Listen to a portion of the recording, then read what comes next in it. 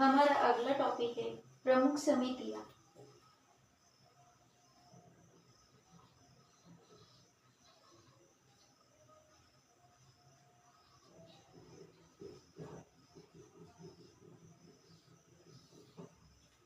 प्रमुख समितियों में सबसे पहले लोक लेखा समिति आती है।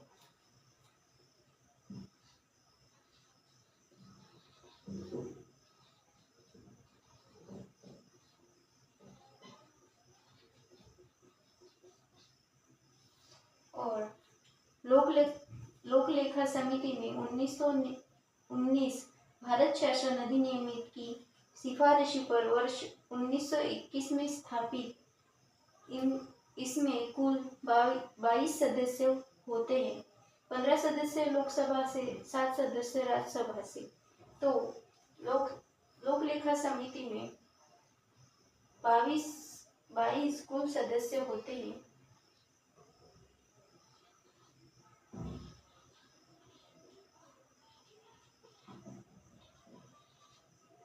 उनमें से 15 सदस्य लोकसभा और 7 सदस्य राज्यसभा से होते हैं।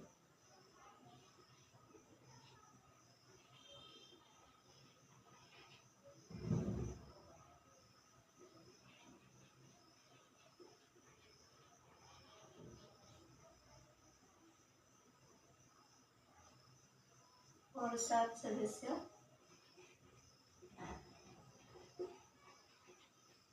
राज्यसभा से होते हैं।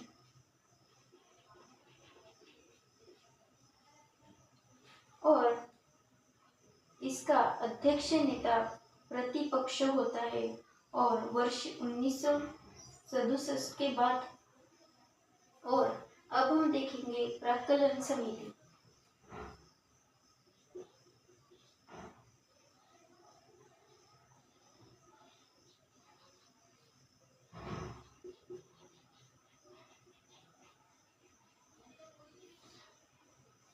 अब हम प्राक्कलन समिति में देखेंगे वर्ष 1950 में स्थापित जॉन मथाई की सिफारिश पर गठित किया गया था। तो 1950 में जो प्राक्कलन समिति स्थापित हुई तो जॉन मथान की सिफारिश पर गठित किया गया था। और इसमें कुल 30 सदस्य होते हैं। सभी सदस्य लोकसभा से होते हैं। और इस समिति के अध्यक्ष की नियुक्ति लोकसभा के अध्यक्ष द्वारा की जाती है। तो प्राक्कलन समिति में कुल 30 सदस्य होते हैं। और वो 30 सदस्य लोकसभा से होते हैं। और इस समिति के अध्यक्ष की नियुक्ति लोकसभा के सदस्य अध्यक्ष द्वारा की जाती है। तो प्राक्कलन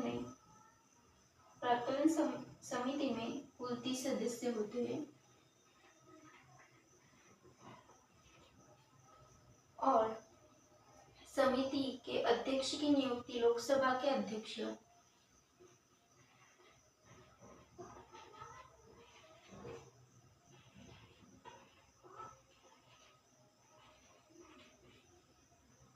के द्वारा की जाती है।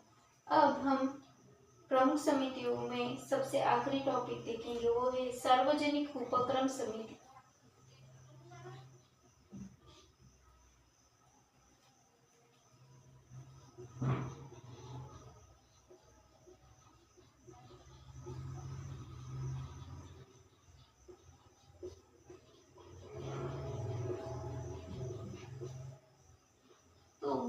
सार्वजनिक उपक्रम समिति में आता है कुल 1974 में कृष्णा मेनन समिति की सिफारिश पर स्थापित।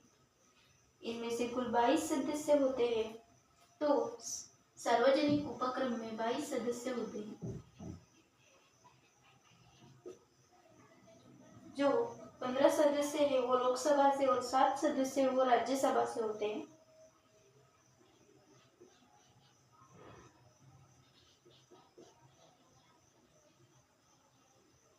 और 7 सदस्य राज्यसभा से होते हैं।